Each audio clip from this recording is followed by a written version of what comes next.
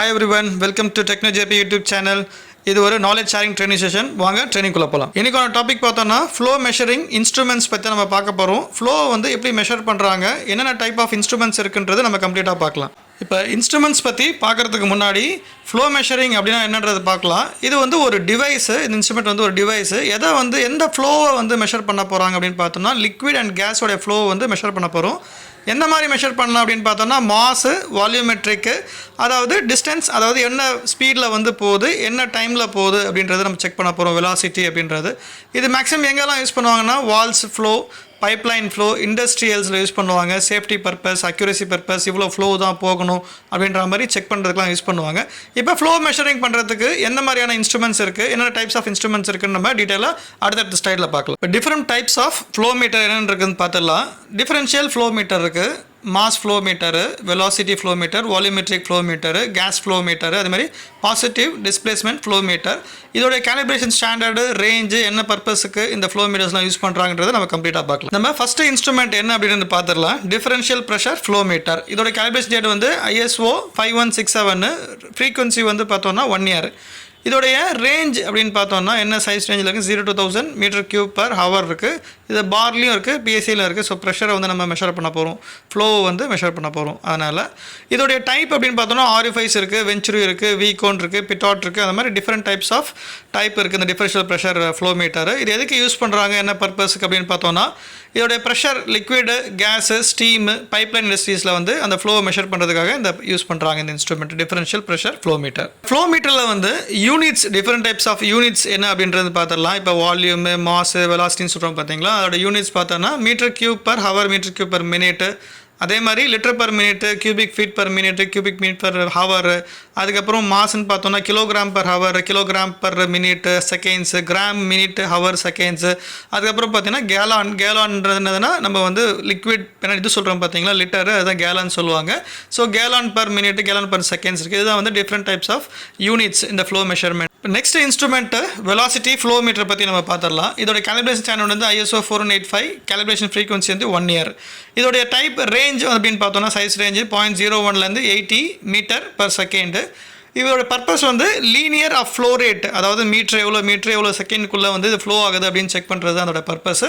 இதோடைய டைப் அப்படின்னு பார்த்தோம்னா டர்பைன் இருக்குது, ஸோ பிட்டாட் இருக்குது. அந்த மாதிரி டிஃப்ரெண்ட் டைப்ஸ் வந்து இந்த ஃப்ளோ மீட்டரில் இருக்குது, வெலாசிட்டி ஃப்ளோ மீட்டர். இப்போ பார்க்க போகிற இன்ஸ்ட்ருமெண்ட் பார்த்தோம்னா வால்யூமெட்ரிக் ஃப்ளோ மீட்டர். இதோட கேலிப்ரேஷன் டேட் வந்து ISO 4185, ஃப்ரீக்வன்சி வந்து 1 year.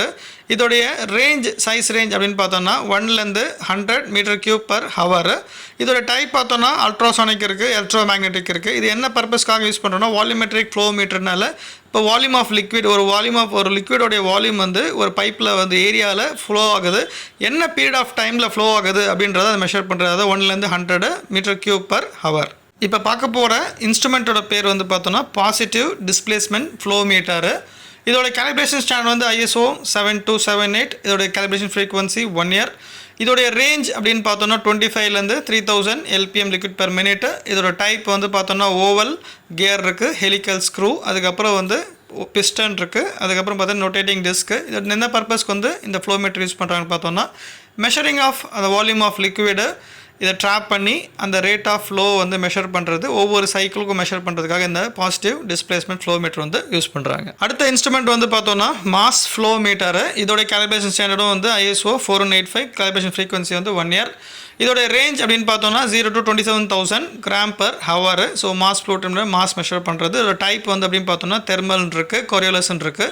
இதோட பர்பஸ் வந்து இந்த வால்யூம், அதாவது இதோடைய mass of the liquid flowing என்ன பைப், ஒரு பைப்பில் ஒரு என்ன மாஸ் வெயிட்டுக்கு இந்த லிக்விட் வந்து ஃப்ளோ ஆகுது, பீரியட் ஆஃப் டைம், சைக்கிள் டைமுக்குள்ளே எவ்வளோ மாஸ் வந்து ஃப்ளோ ஆகுது அப்படின்றத மெஷர் பண்ணுறது அந்த மாஸ் ஃப்ளோ மீட்டர். இப்போ பார்க்க போகிற இன்ஸ்ட்ருமெண்ட்டோட பேர் வந்து மேக்னெட்டிக் ஃப்ளோ மீட்டர். இதோட கேலிப்ரேஷன் ஸ்டாண்டர்ட் வந்து ISO 20456 and calibration frequency 1 year.